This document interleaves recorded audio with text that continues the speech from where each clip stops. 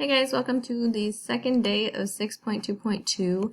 Basically, we're going to continue with expanding and condensing logs using the power, product, and quotient rules of logs, and also just reviewing how to solve logarithmic and exponential equations.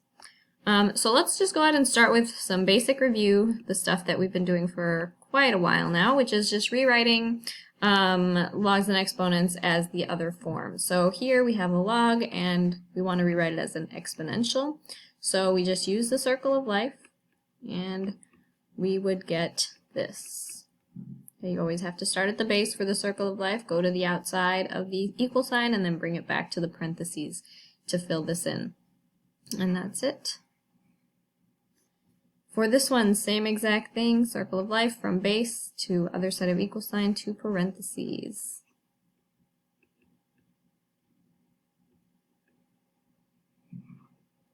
All right, now we have some exponentials and we need to rewrite these as logs. So remember how this goes. This is how a log looks, and this is how the exponential that goes with it would look.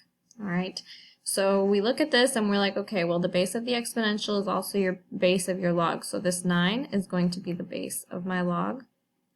We know that A is on the other side of the equal sign, which becomes the inside of the parentheses for us. So that means that 6,561 is in our parentheses. And the exponent becomes the answer, or what's on the other side of the equal sign. So that brings us the x plus 4. And remember, guys, you can always check your work. Like, try to put this back in exponential form and see if you get this answer.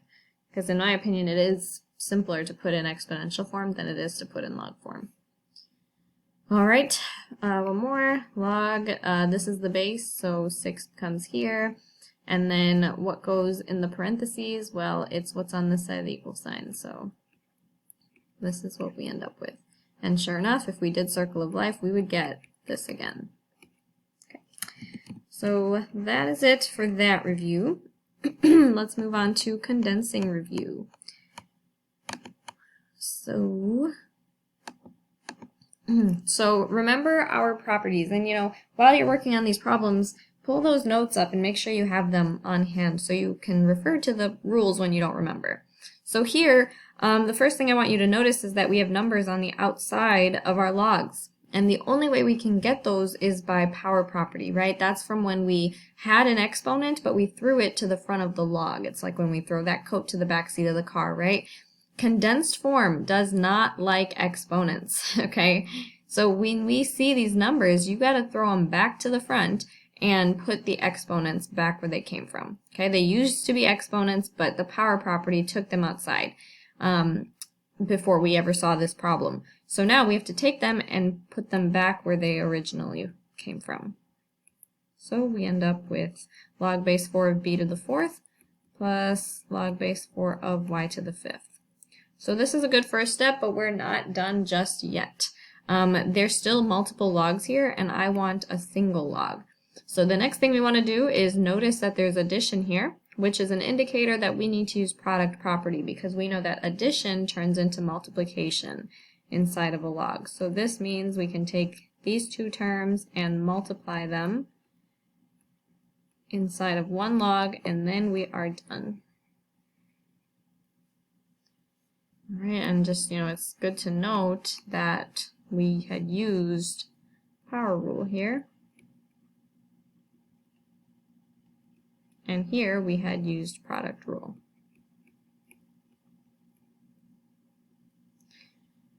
All right, moving on. So for this one, same exact process. We have these numbers outside, so we have to bring them back in.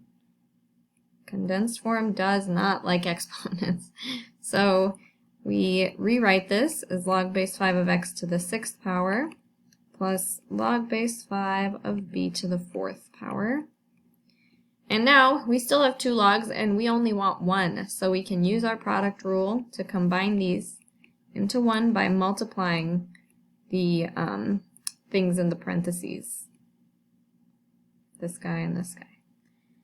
All right, and we are fully condensed now. That's as far as we can go, and we have a single log, so we have reached our goal. So we are all done with this one. And one more here. So this one is, again, same exact process, although I will rewrite this to look more proper here.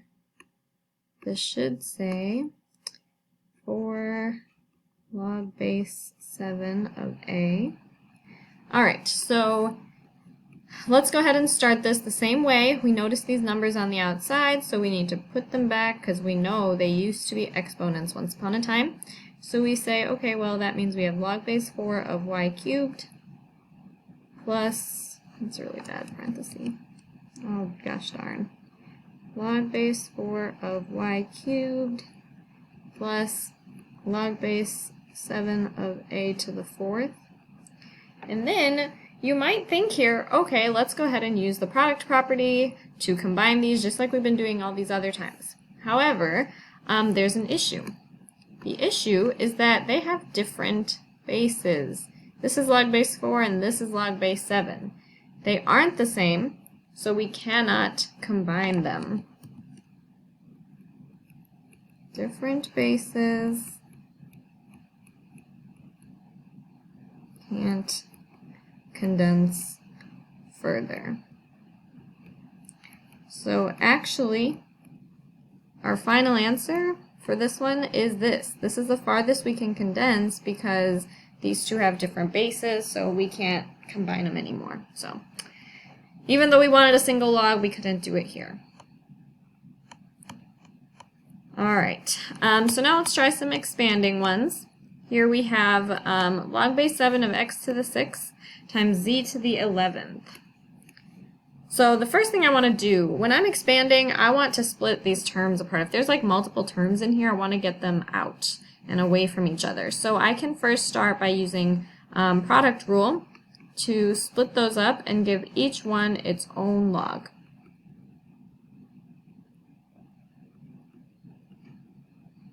All right, so that's a good first step, but then it's important to notice that we're not fully expanded, okay?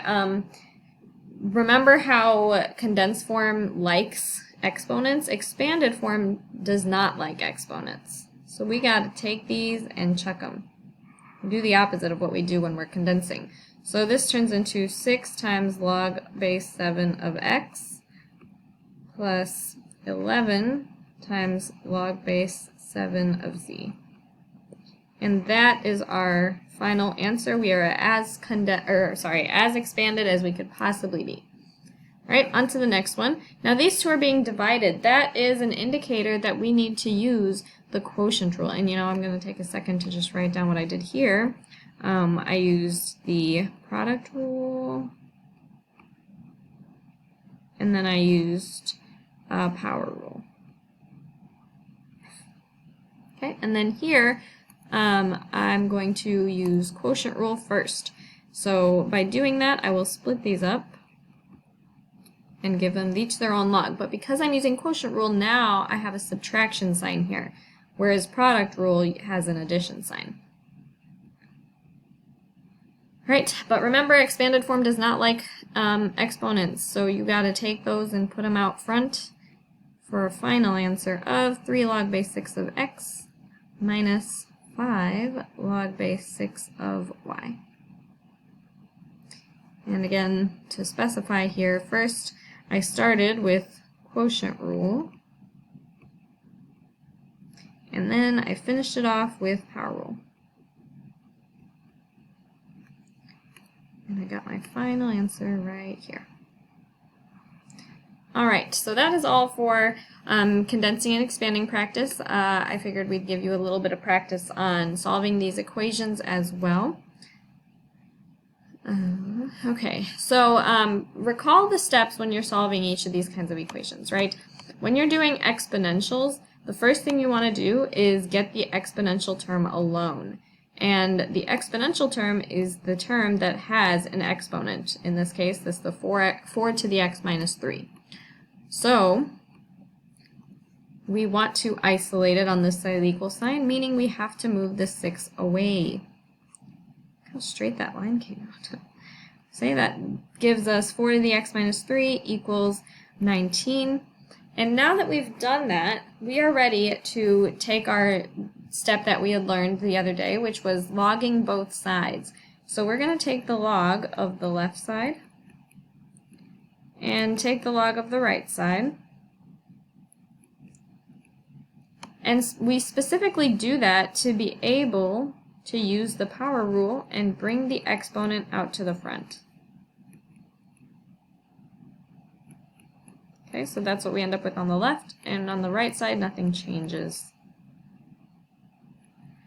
Alright, so now it's time to solve for x. We need to get x by itself. Alright, so right now we have a lot of things bugging it, but we can't do anything about this minus 3 at this time because it's trapped in the parentheses with the x. But we can move the log of 4 because it's outside on its own.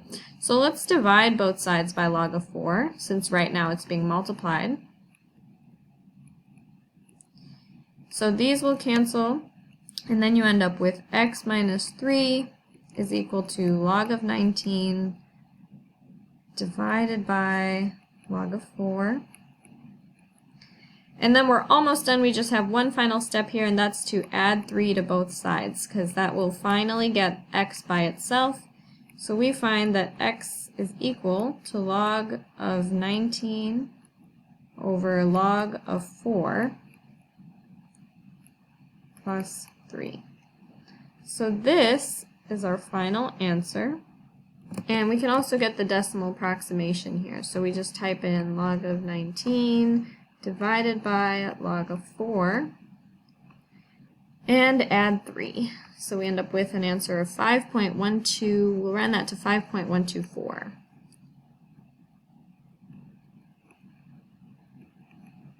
And we're done with that one. Alright, we have one more here. This time it's a log equation. So kind of related process to the exponential one, especially in the starting. So please remember that in order to proceed with this kind of equation, we have to get the log term by itself. The log term is this log base 2 of x right there. So for this, for this one, in order to get it alone, we first want to get rid of this 2 here. You always want to move away addition, subtraction stuff before you take care of multiplication stuff. So we end up with 3 log base 2 of x equals 14. And then, now that we've done that, we can take care of this 3 by dividing it out on both sides. And we end up with log base 2 of x equals 14 over 3. So now that the log is by itself like we wanted it to be, we need to do our circle of life and get this into exponential form. Okay, so we just do this. And that tells us that x is equal to 2 to the 14 over 3 power. All right, so we can get a decimal approximation of that as well with our calculators. 2 to the 14 over 3. I know it's weird to see a fraction in the exponent, but it can be done. All right, so we get 25.398. So 25.398. I think that's what, yep. All right, and that is it. Hopefully this was helpful.